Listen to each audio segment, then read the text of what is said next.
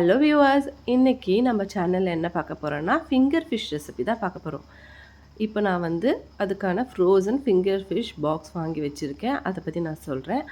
அத நம்ம வந்து அதுக்கு முன்னாடி நம்ம வந்து ஒரு கடாயில எண்ணெய் ஊத்தி, அது காயுதான்னு பார்த்து வச்சுட்டு, அதுக்கப்புறமா நம்ம இத வந்து ஃப்ரீசர்லேருந்து எடுக்கணும். இது ஆக்சுவலா நான் வந்து வாங்கி வச்சு சூப்பர் மார்க்கெட்ஸ்ல கிடைக்கும்.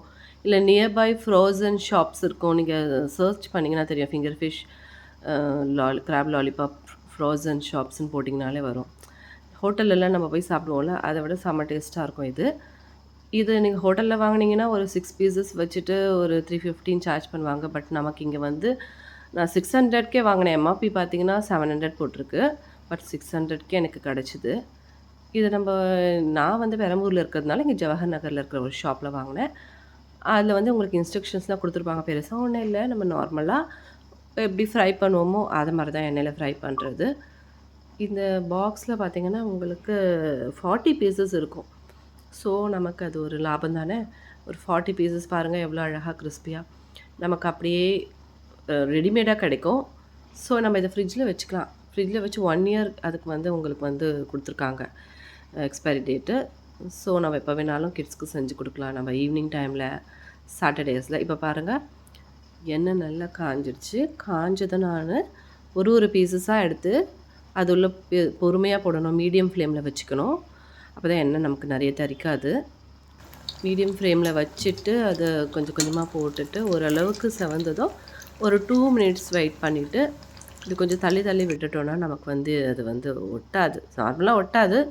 இருந்தாலும் நம்ம அது வந்து கொஞ்சம் தள்ளி விட்டால் கொஞ்சம் நல்லாயிருக்கும்.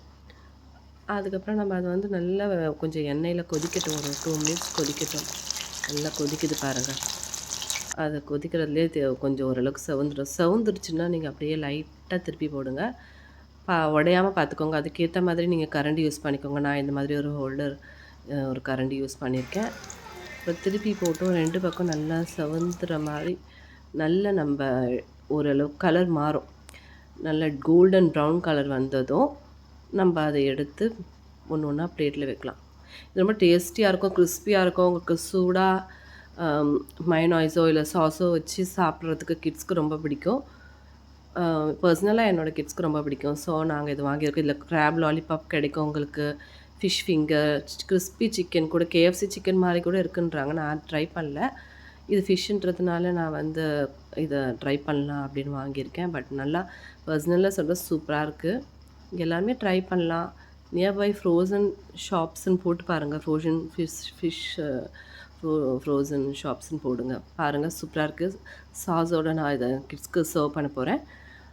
இது ஃபிஷ்ஷுன்றதுனால கொஞ்சம் ஹெல்த்தியாகவும் இருக்கும், நமக்கு டேஸ்டியாகவும் இருக்கும். வீட்லேயே நம்ம வந்து ஒரு ஹோட்டல் ஸ்டைலில் கிறிஸ்பியாக சாப்பிட்ட ஒரு திருப்தி கிடைக்கும். நீங்களும் ட்ரை பண்ணுங்கள் ஃப்ரெண்ட்ஸ். தேங்க்யூ.